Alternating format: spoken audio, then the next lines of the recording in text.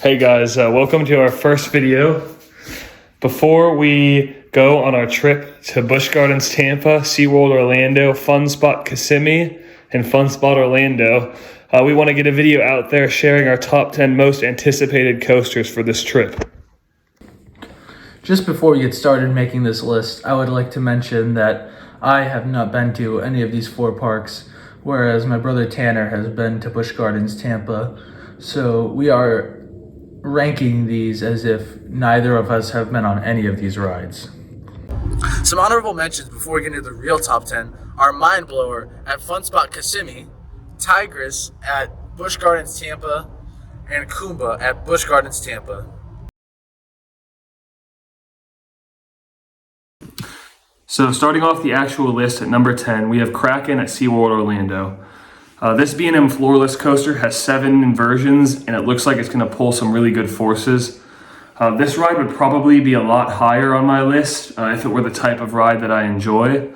But having ridden Superman at Six Flags Fiesta Texas, Rougarou at Cedar Point, these coasters are usually middle of the pack for me.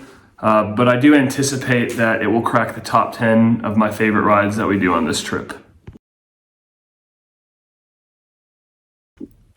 At number 9 on this list, we have Cheetah Hunt. This Intamin Blitz looks like it's going to be an awesome ride, and the only reason it wouldn't be higher up on this list is it really just doesn't compare to the likes of Velocicoaster and Batman Gotham City Escape at Parque Warner Madrid. It looks tame compared to those, but the views and elements look amazing, and the Heartline roll thrown in there really just elevates this ride into a solid one.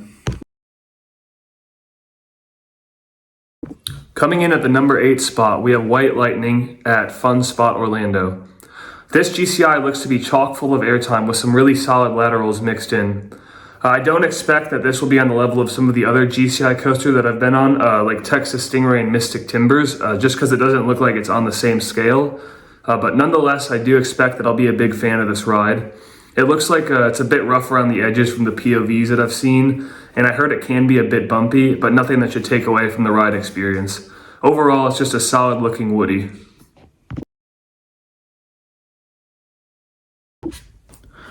Slotting into the number 7 spot, we have Icebreaker at SeaWorld Orlando. This is a Premier Rides launch coaster, and it uses a swing launch to get itself over its top hat. The launches look amazing, and it looks like it has great airtime after getting over that top hat. It shows some awesome lateral forces, and this ride looked very good, but its recent change from over-the-shoulder restraints to lap bars solidified itself as an exciting ride. Originally, I believe this was supposed to be a family coaster, but it looks like they kind of overshot what they were looking for and made it into more of a thrill ride. Coming in at the number 6 spot is Manta at SeaWorld Orlando. This B&M Flyer starts out with a sure-to-be intense pretzel loop and follows with a graceful layout including 2 inline twists and a corkscrew. The use of terrain on this coaster makes it particularly noteworthy, as there are several moments where the coaster hugs the water on low-to-the-ground turns. At 5, we have Sheepger at Busch Gardens Tampa. This B&M dive is a hyper with a typical dive first drop straight into an Immelman. After the Immelman, the ride peters off, with the only element of note being a drop off the mid-course.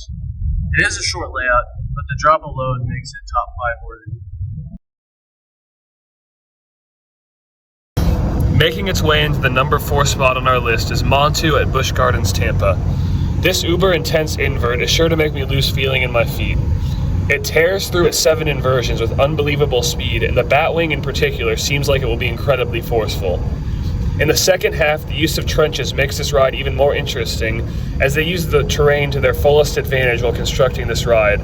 It really makes the Egyptian theme pop.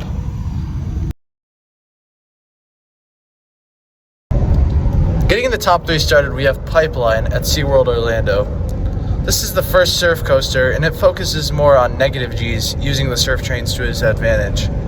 It takes the standing gimmick and makes it much more comfortable. This ride starts off with a launch, then goes into some turns, which look like they could provide good airtime, into a gigantic corkscrew. It finishes off with some low-to-the-ground turns. This ride looks like it is incredibly unique, and I am ecstatic to feel the forces. At the number 2 spot, we have Mako at SeaWorld Orlando. This B&M Hyper is very forward with what it's trying to accomplish, provide floater airtime throughout the entire layout. B&M Hypers make up 2 of my top 4 overall spots, so it's safe to assume that this ride will be right up my alley. I expect an excellent first drop and subsequent camelbacks to follow. Speed and floater airtime are a combo that is difficult to top.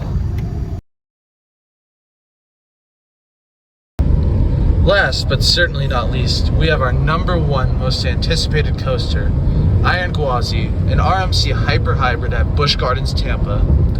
Let's start off with that drop. 206 feet beyond vertical. It doesn't get much better than that. It has a layout with more ejector than you could ever ask for. It only has 2 inversions, but those inversions are masterful.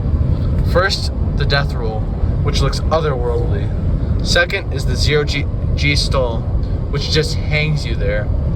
I'm interested to see if this could possibly dethrone Steel Vengeance from my number 1 spot. I just can't wait to get on this top tier coaster. Thank you to everybody who watched our video. Be sure to hit the subscribe button if you enjoyed this content, and please give us a like. It'll help us a lot with the YouTube algorithm.